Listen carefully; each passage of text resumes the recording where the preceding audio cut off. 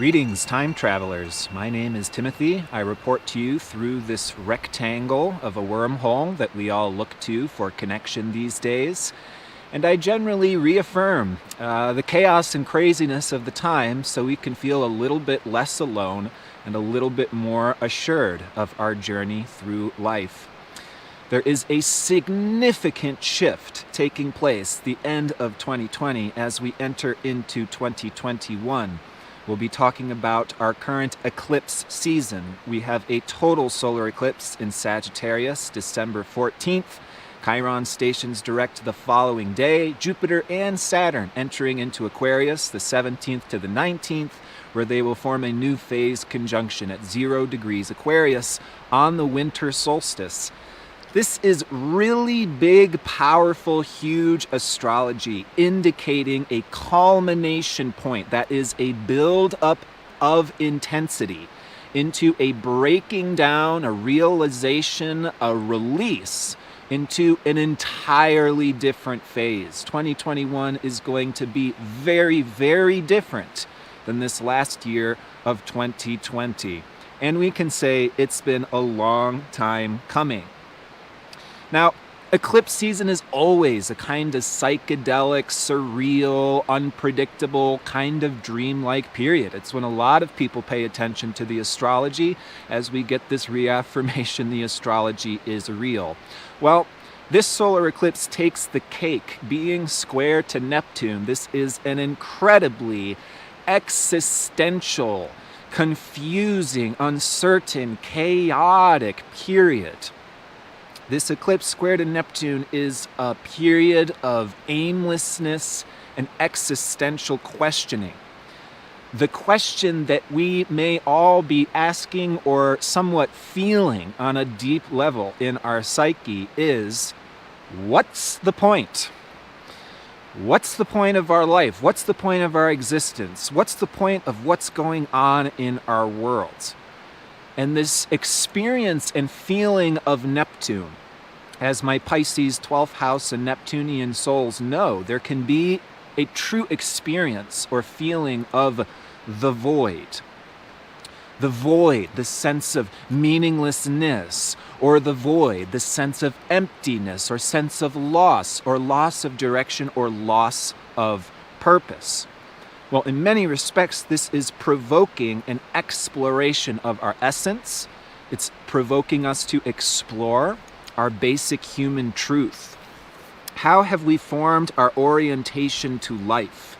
How have we been afflicted by the world? Where may we have had an experience of a loss of innocence or a loss of connection to that childlike magic, that joy of life, that purpose and that meaning that is so important for each and every one of us in order to stay afloat, especially in such confusing and uncertain times.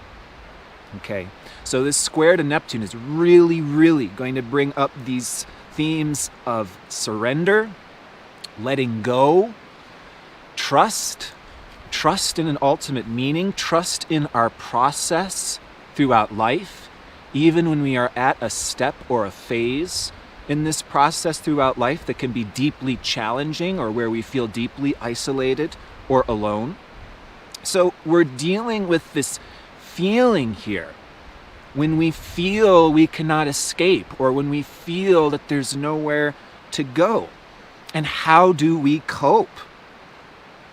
Well, this is where we can really be looking at that void dynamic and what we like to grab onto when we feel that void.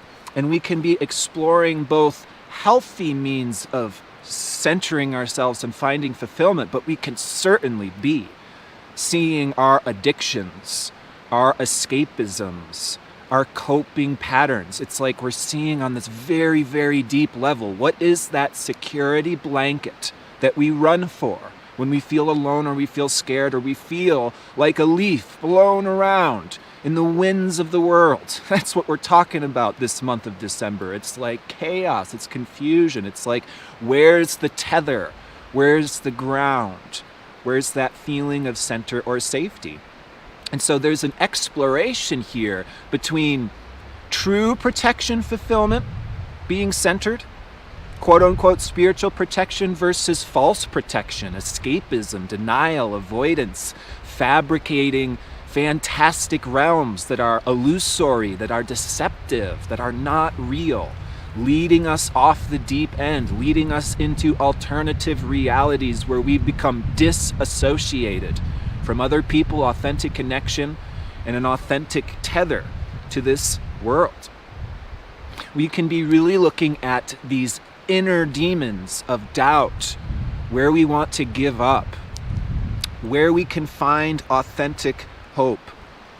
And this is a real important dynamic. As this square to Neptune, it does bring up our addictions, it does bring up our escapisms, and this can bring up a desire to even take our life, or to escape this dimension or escape this reality. These, again, are some of the root feelings that comes up when we feel lost and there's nobody there, or we're stuck in a rat maze, or we're stuck in this hellish, there's no way to go forward except through this painful process or this challenging ordeal. And this is where we can be very challenged to give up, or we may feel very alone. And so something I need to share with you is that this is not something we're going through alone. This is a collective dynamic. Each and every one of us is personally experiencing these things in our own way.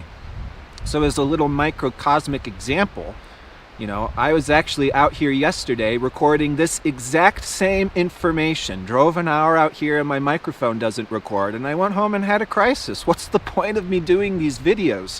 What's the point of me putting these videos out there on the internet for 7 years when there's nobody in my immediate reality that sees or values what I do? So it's like, yeah, what's the point? And is this even going to record? And who am I even talking to?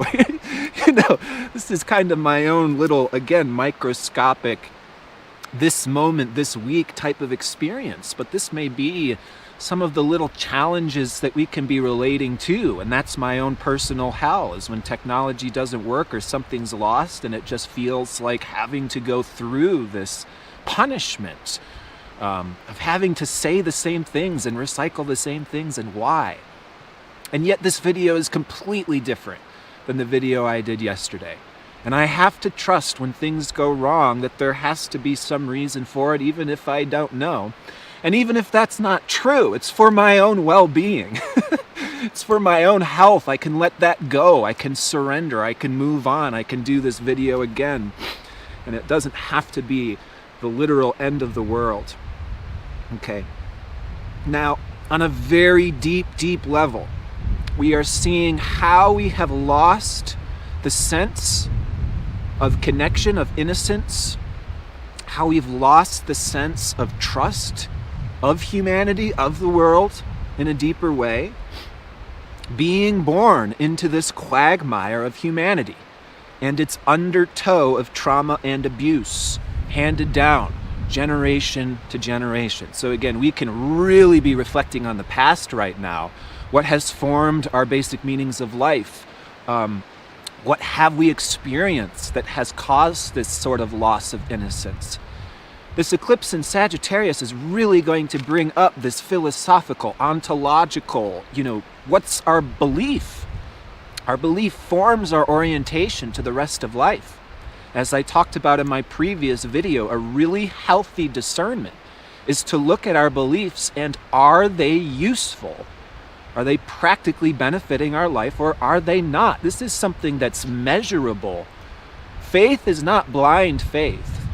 It's not trust in something that is unmeasurable and untangible and will die and later will be rewarded. No, faith is this connection that gives us energy, motivation, and inspiration to keep living. The proof's in the pudding. So we're really being challenged to look at belief and how do these beliefs serve us? How many of these beliefs have been conditioned in the past? For example, my hypertension around the video not working yesterday has something to do with my perfectionist standards and needing to get it right the first time, and how horrible it would be if something were to go wrong. And that was an unnatural expectation placed on me early in this life. So this is a total solar eclipse on the moon's south node. ruled by Jupiter at the last degree of Capricorn in a balsamic conjunction to Saturn. So there is this tremendous undertow, repetition of the past, reflection on past experiences and how they have formed core beliefs. And those beliefs may be limiting. What beliefs have we been conditioned by? What standards or expectations have we adopted that are forceful, uncaring, unnatural? These are my terms for defining patriarchy, this world that we've been in for many thousands of years. Forceful, uncompromising, uncaring. It's a dog-eat-dog, fight-to-survive world. You got to grow up. You got to toughen up. Yeah? And we need a degree of this without possessing the forcefulness that imposes a one-size-fits-all expectation and obligation onto others, as if we were all the same, as if we all related to the world in the same way. That's the shadow of Sagittarius that we all need to be very careful about at this time. The burden of religiosity, crusadum, moralism, overly simple, black and white. There's good guys, there's bad guys, and this is what good guys look like, and that is what bad guys look like, right? Or these unnatural ethics that are misogynistic or racist or xenophobic, whatever it may be. There is a necessary reliving of past experiences and dynamics related to the truth, the beliefs, and how we have embodied these cultural, societal, religious, spiritual, cultural expectations. There can be some re-experiencing of these things to see and change them. Yeah. With this eclipse square to Neptune, it's like we are seeing what blocks our connection to the light, to remove it. And very, very fascinatingly here, when we feel that void, that depression, that emptiness, or that desire to escape, that false protection, that addiction, that safety blanket, that imaginary realm that we run off into is oftentimes, paradoxically, that which blocks our connection to the light, which keeps us delusional, confused, ever drifting around, and not really ever having a grip on anything. Now, Chiron stationing direct simultaneously with this eclipse may be a necessary crisis or a breaking point. There's again this culmination, this building up into a breaking down or a crisis or an activation. And this eclipse is also trine to Mars and Aries. There is a very active stand-up, rebellion, protesting, uprising, debates, arguments, he said, she said, us versus them.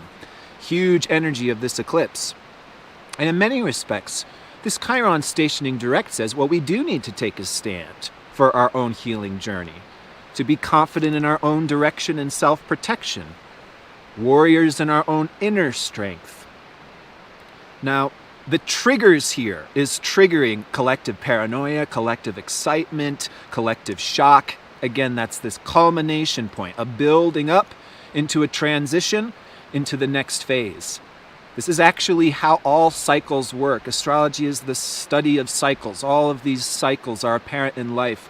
The last degree of any zodiac sign is called the anaretic degree. This is where we're going to see Jupiter and Saturn these next few weeks. There is a build-up of intensity where there's a reflection or a re-experiencing of the last zodiac sign. In this case, we're talking about the last several years. There's themes around maturity, being our own authority, being strong in this world, being capable of building the life and the reality that we want to experience. Well, we're getting these final rites of passage. We're getting these final trials and tests. Saturn at the last degree of his own sign. Won't be back for another 30 years. And it's also initiating the breaking into this next phase that's going to be, again, completely different than how we've experienced these last few years. So again, there's this final rite of passage, the fear, the doubt, the hopelessness, and how we can use these dynamics to provoke constructive building, constructive debate, rather than destructive pointing of fingers, blaming of bad guys, and tearing down in destructive or burning, the environment that's around us. Jupiter and Saturn breaking into Aquarius this next year is radical, revolutionary, charged. There is an electrical excitement that we're going to feel building. There's going to be this buzziness, and it might be a little weird. It might feel a little unstable. It might be a little uncomfortable or bumpy at first. But it's this dimensional barrier that we're actually penetrating through. Aquarius is like up and out, It's like going into higher realms, or when we go through a traumatic experience, when there's too much going on in a single moment for us to process everything at once. That is known as a traumatic event, which is to say, disassociation. Trauma means disassociation. We leave our body, we go to a higher vantage point until we're in a safe enough environment to come down and to process. So we're experiencing this type of shocking electrical reverberation. It's a big shift again. Now, asteroid Palsithena is leading the way into Aquarius. Palsithena is Lady Justice. All of 2020, she was joined with Jupiter and Saturn in Capricorn. I called her the asteroid goddess of 2020, being an indicator of exposing corruption and systemic oppression throughout this last year. That means digging up and exposing the stinky mess was 2020. And now, Palsithena today is pushing forward into Aquarius. Jupiter and following this, Saturn following, and then Jupiter following. So there is this Lady Justice leading the way signature in December. Justice, truth, balance, harmony, exposure of corruption to correct this corruption. Now, this is the beginning of one of the most radical and revolutionary decades, plural, of our lifetime. Okay, so again, we're dealing with a highly rebellious, angry, protesting dynamic as necessary forces to provoke this divine upset.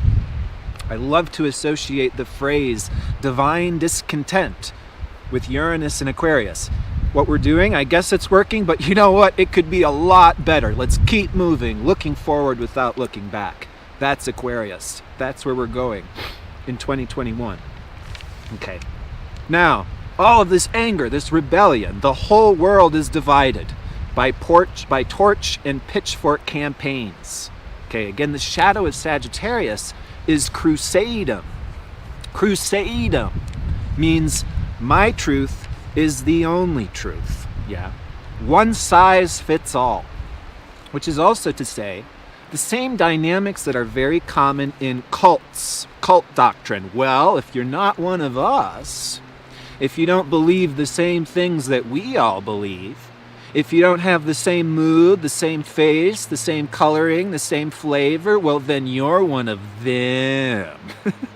And you don't want to be one of them, We're seeing this type of cult dynamic. The New Age movement is full of these cult-like dynamics. In a cult, there is no such thing as opposing viewpoints. Well, guess what, folks? The moon's north node, which distinctly indicates our collective evolutionary direction, is in Gemini now through 2021. And Gemini is learning to debate, learning to listen to viewing different viewpoints. Gemini is that the circumstance changes depending on person, location, past experiences, etc. Past, difference in education. So, this is a lost art debate. In ancient civilizations, Greece, India, debates were a thing. They were desired.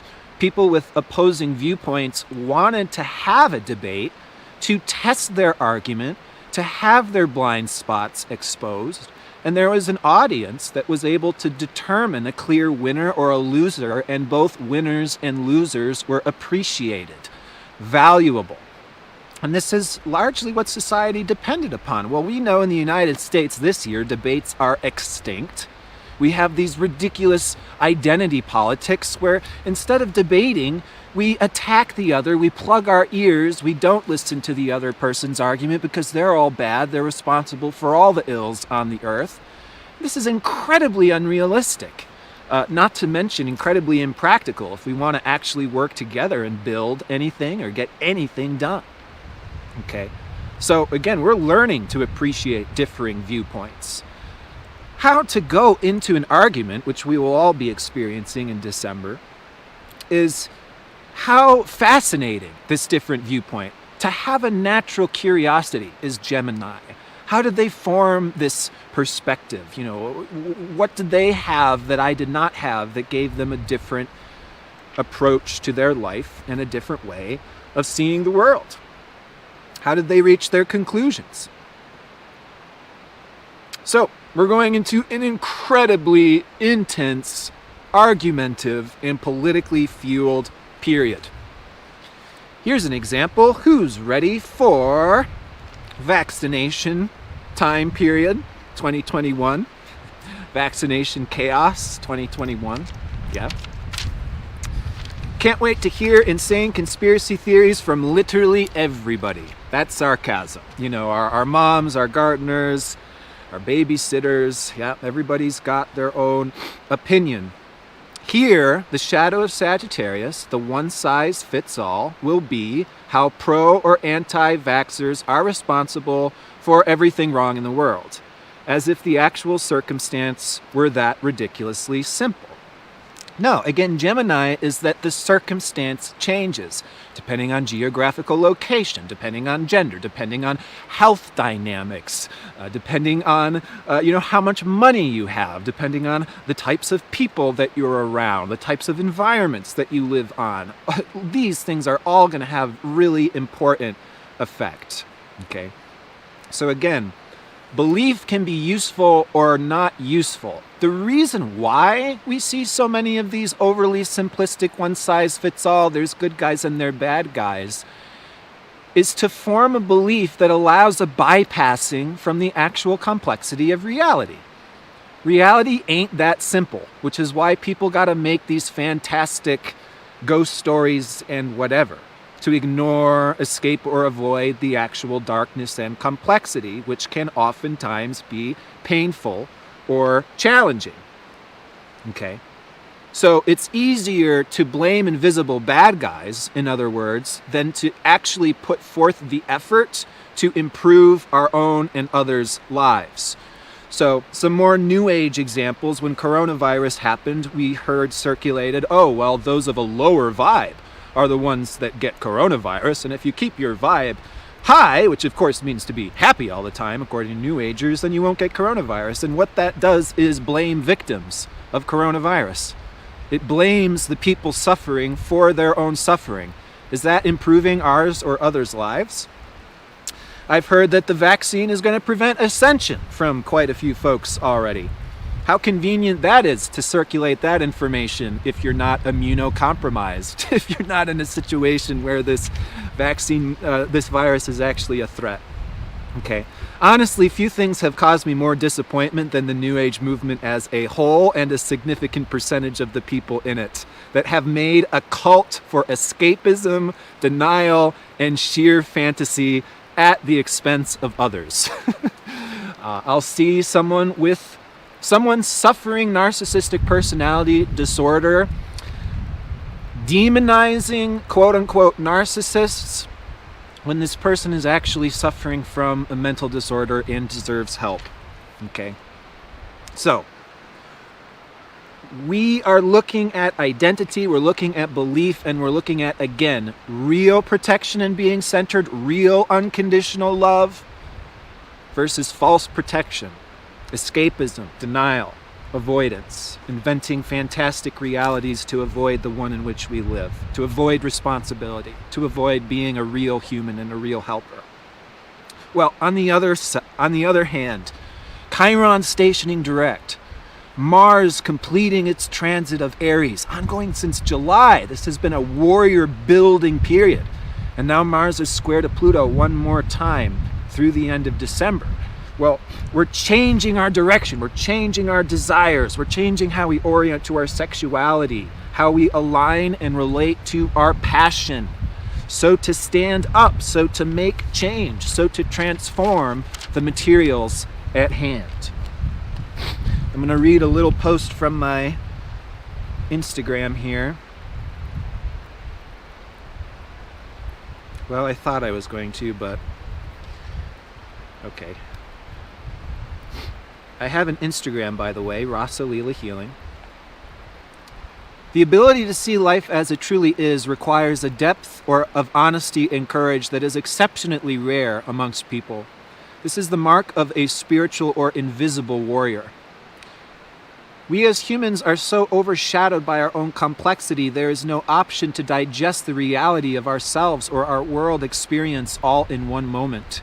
It is only for the invisible warrior who possesses an unfaltering type of ego to go where no other soul dares go, pushing deeper into the dark and stormy landscapes of the unknown on a lonely quest for truth, regardless of what that truth ends up being. It's the invisible warrior who can ultimately withstand the process of surrender to come to terms with reality. Yet if any soul were to accept this burden, be willing to bear witness and accept for the atrocities of our own life, our species, and circumstance, then they would receive the boons of the universe.